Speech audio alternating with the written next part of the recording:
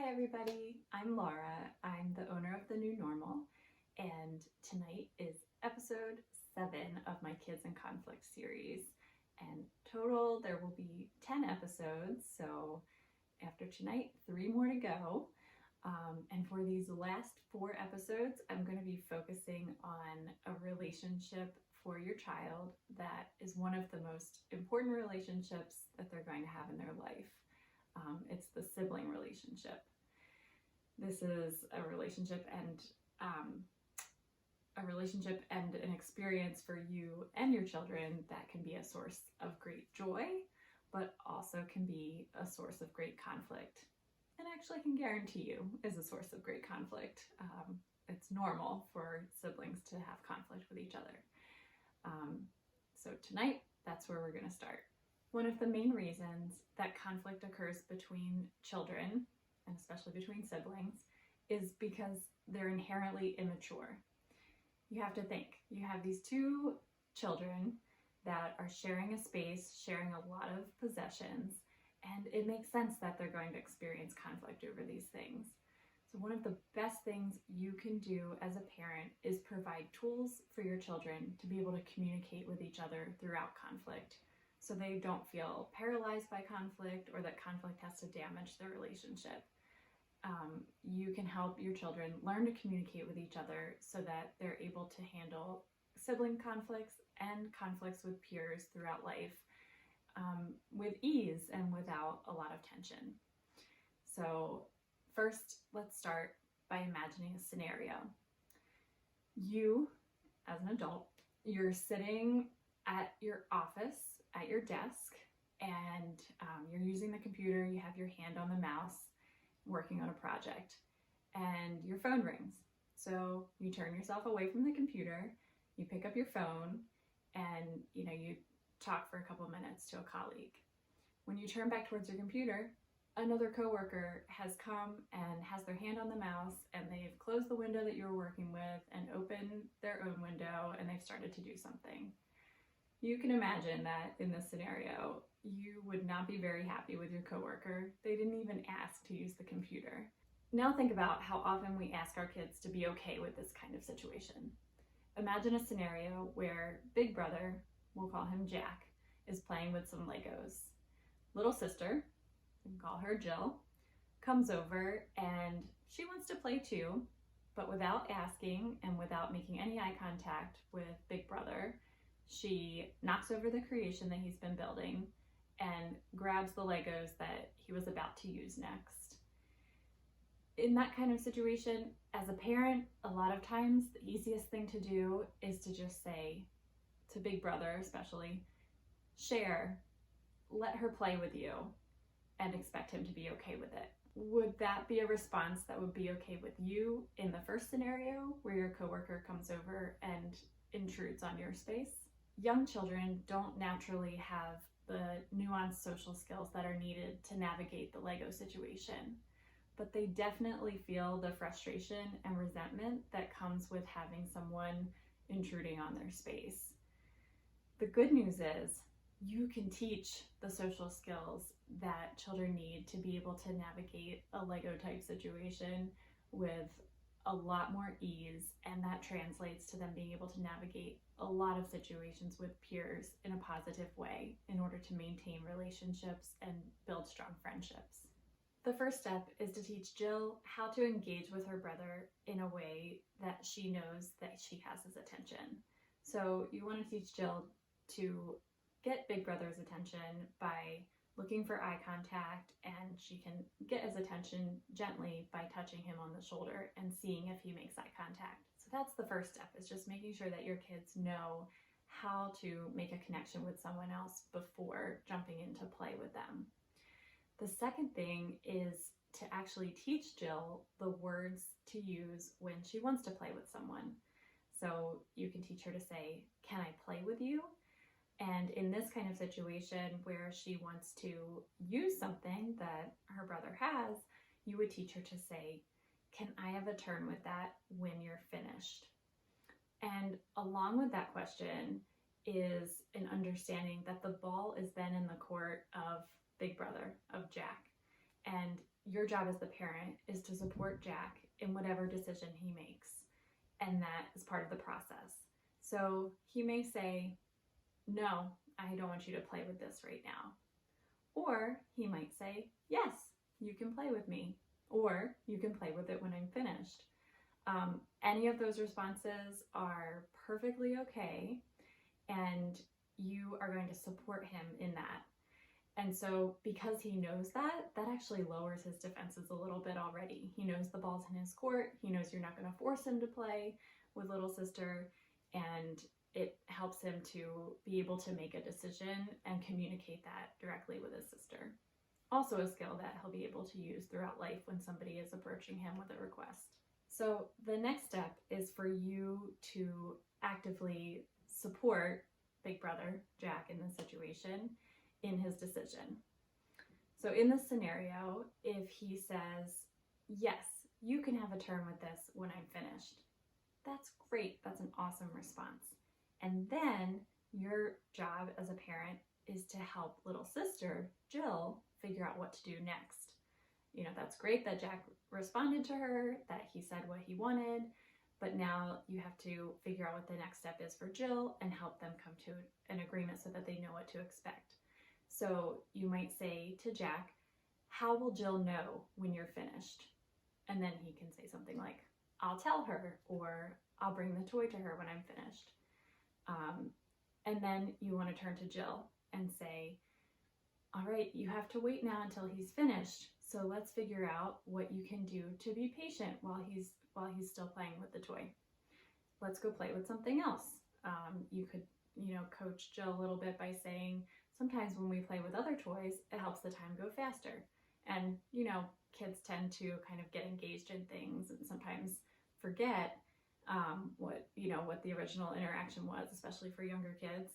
But if that happens, you're still going to make sure that they uphold the agreement. So, maybe Jack finishes and runs away and forgets to tell Jill that he's finished. That's also where you, as the parent, would want to remind him, oh, go and let Jill know that you're finished so that she can go play with the Legos.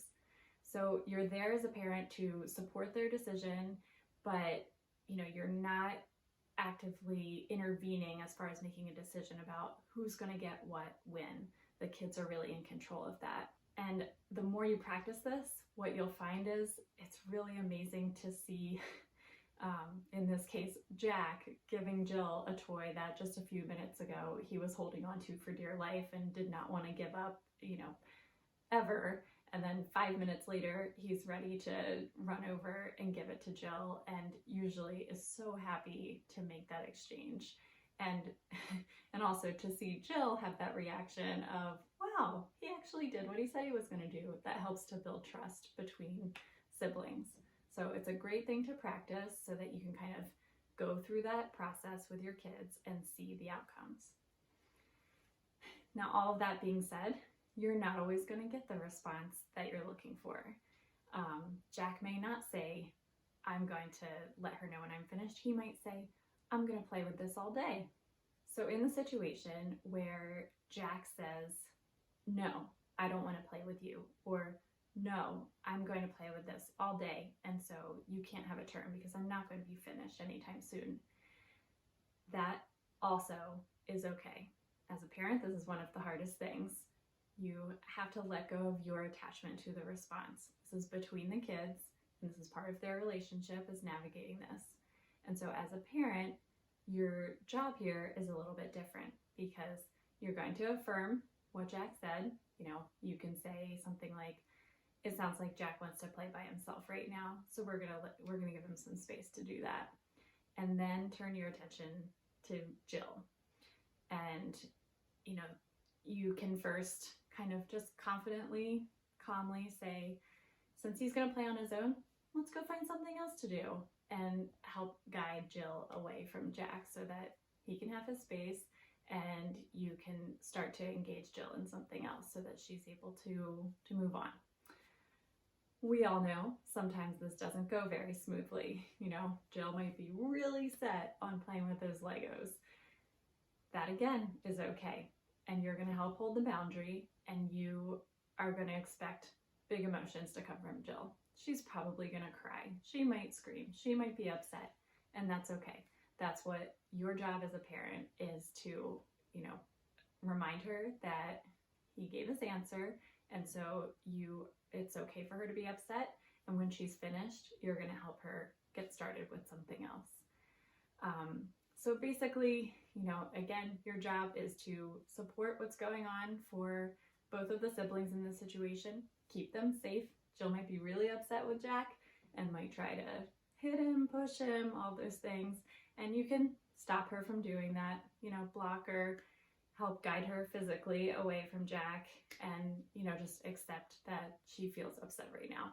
And it's not going to last forever. But the other part of it is the more that you go through that cycle with your children, and so that they can hear that sometimes the answer is yes, I'm going to give you a turn, or sometimes the answer is just no. They learn that that's all part of the process. And if they see you protecting that boundary and accepting the response from their sibling, then when they're in the situation where they really want to play by themselves for a while and, they have something that they're not ready to give up, they know that you're going to support them in that as well. One of my favorite books that I've read about this is called It's Okay Not to Share by Heather Shoemaker. And she calls it, when a child wants to play with something for a long time, she calls it taking a long turn. So that's some language that you can use as well for your child to understand that somebody's playing with something and they're not going to be getting it anytime soon. So, it's a different process than if you know that you're going to be getting a toy in a couple minutes. With younger kids, they may not always have the language to have this kind of communication, but you can really help them still have this type of conversation. I found that as soon as my second child was old enough to start moving and grabbing things from Big Brother, that was where we could start having this conversation. So maybe like 9 months old, when she was crawling and then up to walking, that was really where, as a parent, I could say something like, Paige, it looks like you really want that toy that Gavin has. Let's say to Gavin, can I have a turn with that when you're finished? And then I would actually speak as Paige and say, Gavin, can I have a turn with that when you're finished? And then Gavin would be able to answer, and then I could go through that process that I just talked about with Paige, even when she was a baby. And so it's a great way for kids to begin to learn that process so that they have the words and they have the script to talk to each other as they get older and to continue to build that relationship with each other. So as a recap, you can teach your children how to navigate conflicts where they both want to play with the same toys by learning to say, can I play with you? Or can I have a turn with that when you're finished? And then your job as a parent is to support them in whatever that response is and to help them deal with the emotions that come up and still be able to maintain their relationship. Some great resources I just mentioned, It's Okay Not to Share, that's by Heather Shoemaker. And also Conscious Discipline has some social skills books that are actually printables, free printables that you can get from their website to teach these social skills. So you can actually print them out and read them. It's like a little storybook that you can do with your children to learn some of this language and this process. And finally, I just want to say, this is not something that you're going to get right all the time. What I encourage you to do is to just practice it. Make it a part of, your daily goals, that at one point today, you're going to try to use this script with your children and try to remind them of how to talk to each other when they want to use something that the other one has. I'm sure that you have plenty of opportunities to navigate this type of conflict if you have more than one child. But what I want to say is, as you start to get more comfortable with it and you see the process happening, it's really exciting, and you kind of see these little wins where the kids really take ownership of that communication and learn to say it to each other, and have really great outcomes with it. Like I said, sometimes you see first that reaction of, no, I don't want to give this toy up, to a few minutes later saying, I'm done now, I'm running over it and giving it to big brother or to little sister. It's really cool as a parent to see kids having that kind of communication, because that's what they need in life. They need to be able to go out into the world and to be able to communicate and have successful interactions with peers. So as a parent, by teaching them this script, you're giving them those skills. So finally, no matter how this goes for you at first or how it goes for you over time, I want to remind you that you are doing the best you can, and you're growing and changing every day.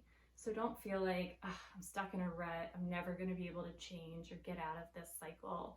You can always try something new and gain confidence with it and get a little better at it, and that changes things little by little.